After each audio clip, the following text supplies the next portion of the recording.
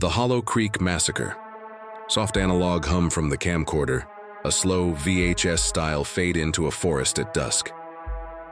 In the fall of 1996, 4 friends from Nashville drove into the hills of southern Tennessee. They were headed to an old logging site just outside Hollow Creek, a place the locals called the Pines That Howl. They brought 2 tents, a case of beer, and a borrowed camcorder. Only one of those things was ever found. A faint cassette hiss rises under the voice. The weekend began like any other camping trip. Friday evening, clear skies, early frost forming on the grass. By midnight, the temperature had dropped below freezing, and from somewhere beyond the tree line, the first howl cut through the valley. Rustle of wind through leaves. Neighbors in the next county reported the sound too. Deep, drawn out, almost mechanical. They said it didn't echo. It vibrated. Camcorder audio log. Saturday, October 2nd, 1996, 1:43 a.m. Muffled laughter. 01:43 a.m. Muffled laughter, crackling fire, someone strumming a guitar. Then, a low, distant growl. Adam, you hear that? Sarah. Coyotes, relax. David. Coyotes don't walk like that. Tape cuts out with a soft pop. When rescuers arrived 2 days later, the campsite looked abandoned, but not ransacked. Chairs still upright, cooler lid closed, no sign of struggle. The only thing out of place was a rings of footprints in the frost, large, elongated, and set in pairs as if something had been pacing the perimeter upright. The footprints circled the tents twice, then disappeared into the creek bed. Radio transmission, County Sheriff Dispatch, October 14th, 1996, 03:27 a.m.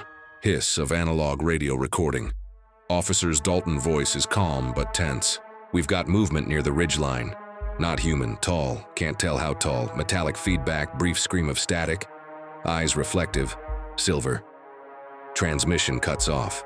That was Sheriff Dalton's final call. His vehicle was later recovered at the base of the ridge. Doors locked, keys in the ignition. The radio was crushed inward, as if something had gripped it in one hand. There's a low wind sound, pause long enough for breath. The investigation stalled. The official report cited animal activity, but an internal memo from the State Wildlife Division, later leaked, mentioned an upright predator exhibiting territorial behavior. Static builds, then fades to the sound of dripping water. Final evidence log. Tape B, Hollow Creek, soft click of a cassette being inserted. A woman's voice, Sarah, the surviving friend, whispering into the mic. It wasn't an animal, it stood there in the moonlight. Its breath was fogging in front of its face.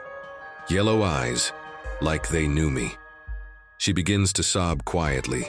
Tape clicks off. No bodies were ever recovered. Only the camcorder and fragments of a tent stake bent clean in half. The Hollow Creek site was closed to the public in 1997. Yet locals still report hearing heavy steps around the tree line when the moon's at its brightest. They say it's him, Sheriff Dalton, still walking the ridge.